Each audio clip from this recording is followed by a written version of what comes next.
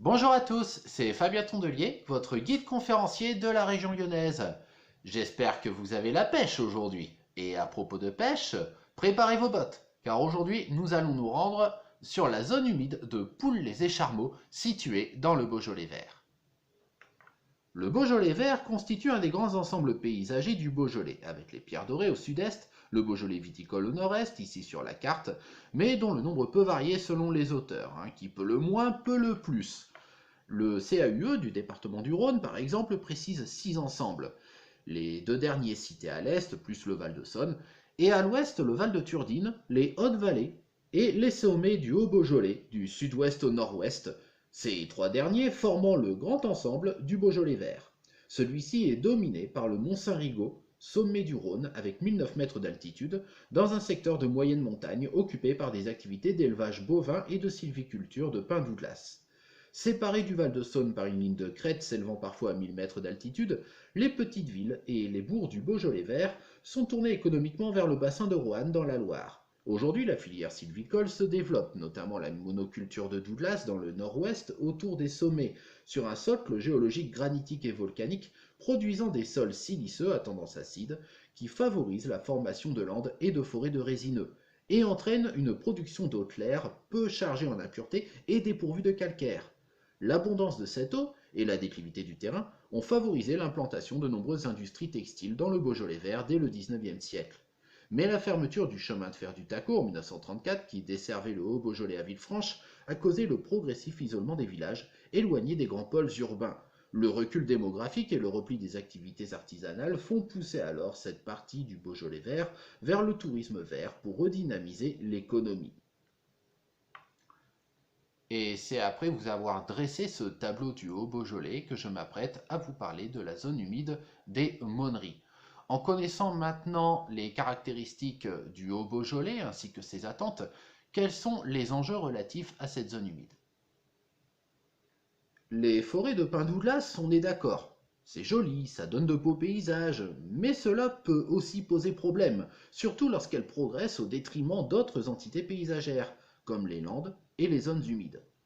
Celles-ci, en régression partout dans le monde, sont méconnues et plutôt dépréciées du grand public, alors qu'elles constituent pourtant des réservoirs de biodiversité et en cela un patrimoine remarquable. Et surtout, elles participent au maintien et à l'amélioration de la qualité de l'eau. La zone humide des Monneries est aménagée pour la visite autour du plan d'eau de Poules-les-Écharmeaux. Le but recherché est à la fois de montrer cette zone et de la préserver.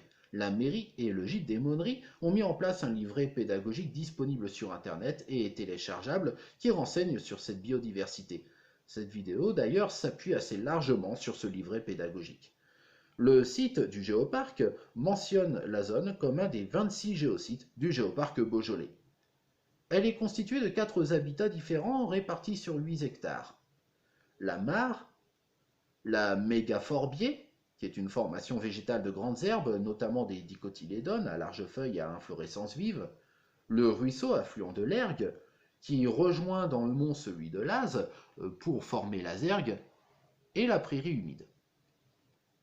La mare de faible profondeur abrite une multitude d'espèces, comme l'iris phosacore, la baldingère faux roseau, la renouée bistorte, la grenouille rousse, le crapaud commun et une punaise aquatique, le géris, qui indique une absence de polluants tels que des lessives et des détergents qui la feraient couler.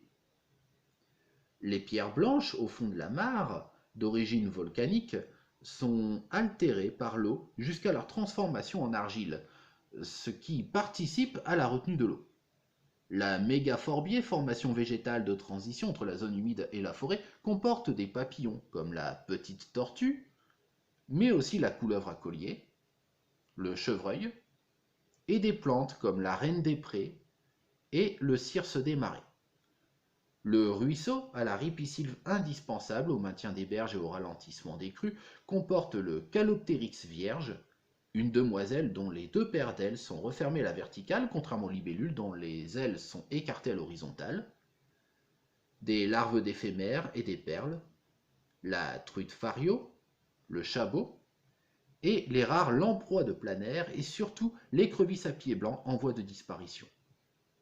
Et enfin, la prairie humide, avec le Lychnis fleur de coucou, la cardamime des prés et la valériane dioïque, puis la bécasse des bois, l'épervier d'Europe, la buse variable, le sanglier et le lièvre d'Europe.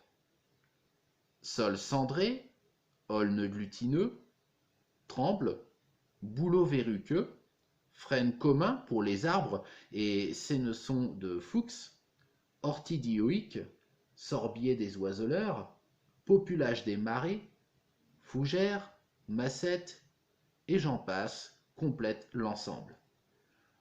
Le Haut-Beaujolais rassemble la quasi-totalité des dernières zones humides du département, alors qu'elles sont partout en net recul. Elles abritent pourtant le quart de la biodiversité en France, alors qu'elles ont régressé de 67% au XXe siècle. C'est la raison pour laquelle ces zones constituent un enjeu important et sont protégées aujourd'hui par de nombreux textes réglementaires, tels que la loi sur l'eau et les milieux aquatiques, la convention de Ramsar et la directive cadre européenne sur l'eau. Cette vidéo est à présent terminée, j'espère qu'elle vous a plu.